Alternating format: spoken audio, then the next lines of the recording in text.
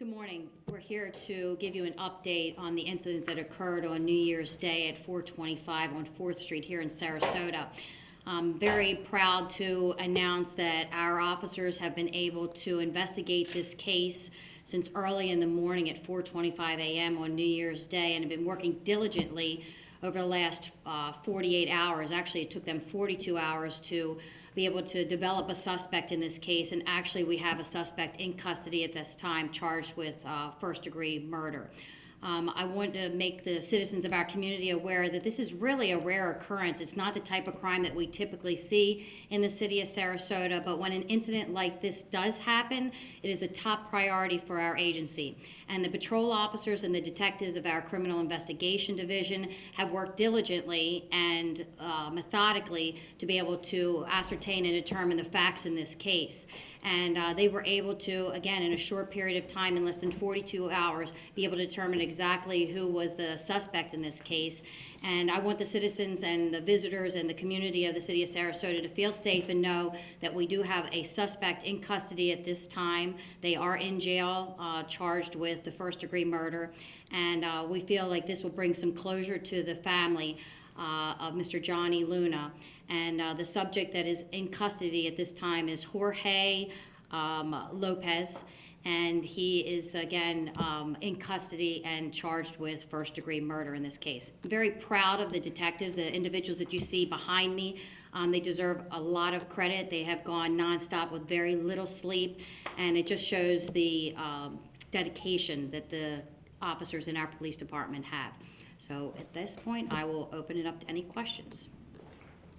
So why did it occur? It's kind of explain how it all went down.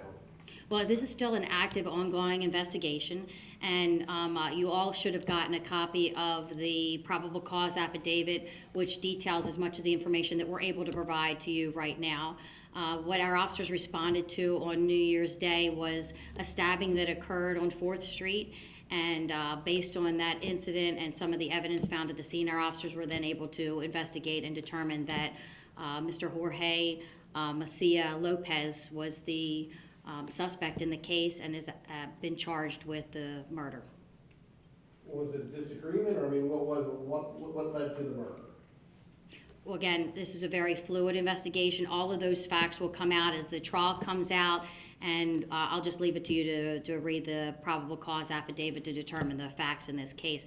And at this point, I will turn it over to one of the lead detectives, and maybe she can follow up and give you some specifics that we are able to release at this time. So, Maria, do you have anything you want to add? Just to answer your question. Excuse me, could you state your name, please? Yes, my name is Detective Maria Lovio. Although we have apprehended the person that's responsible for this, there are some follow-ups that we need to complete. We'll be doing that in the next couple of days. To clarify your question, that will come up in the next couple of days. At this moment, we cannot release that just yet. Any relationship to the victim from the suspect? Family relationship? No family relation at all. Did he know the victim? They knew each other, yes. There's a large family that lives in that neighborhood. They said that there's a lot of drug problems and anything, and a lot in that neighborhood. Did this have any contribution to this? We, at this time, do not believe this was drug-related. We also do not believe this was gang-related. We want to assure the citizens of the city of Sarasota that, again, this is a very rare incident. This was involving individuals who were familiar with each other. It wasn't a stranger type of a situation. So we feel like, and very confident that we have the subject that's responsible in custody at this time. Any other questions? Can you tell us a little bit about the neighborhood? I mean, is there a lot of crime? You know, this is something, you said it was a rare occurrence, but can you elaborate on that a little bit? Well, homicide is a rare occurrence in the city of Sarasota. So this is a rare incident and one that just doesn't happen all the time in the city of Sarasota.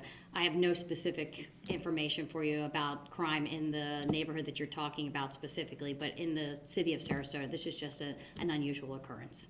And when you were investigating it, did you run into roadblocks such as not being able to speak Spanish or difficult understanding certain suspects? Our detective speaks Spanish fluently, and I feel like we got great cooperation from the citizens in the community and the family members, and which again gives me great pride in the confidence that the community has in our police department to be able to investigate these type of crimes. We got full cooperation from the citizens in the community, which is commendable. And one other additional thing we would ask is that we ask that the family's privacy be respected. They are, of course, grief-stricken over this incident and are handling it very well. And we're very complimentary of the work that our police officers and detectives did on this case. And we just ask that citizens in our community respect that and keep them in your thoughts and prayers. Does the alleged perpetrator have any prior history of violence in the community? We are unable to release that information right now. After speaking with the prosecutors, we've been asked to withhold that at this time. It will come forth in the next couple of days. But if he has any priors, that would be public. Yes, and you'll be able to get that. It will be public record. What factors led to this quicker, development of the suspect and then the arrest? When in a homicide investigation, there's a lot of factors that take place.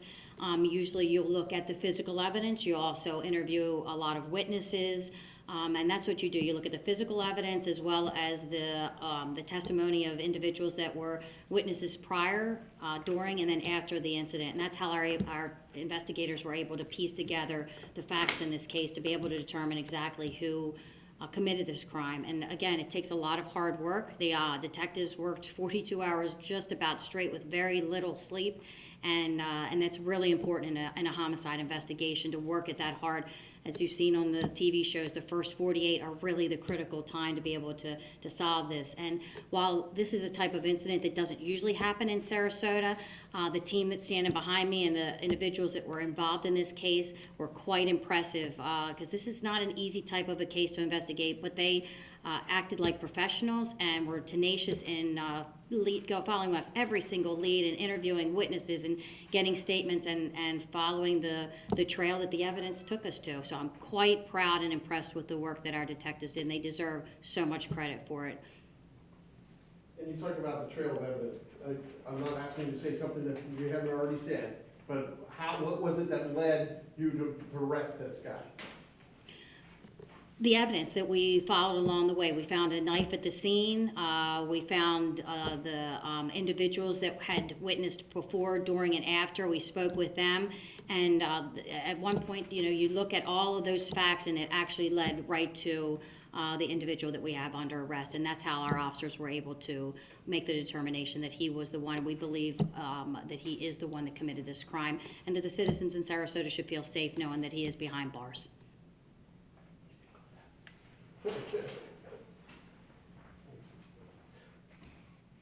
Any other questions? Thank you so much for your time. We appreciate it.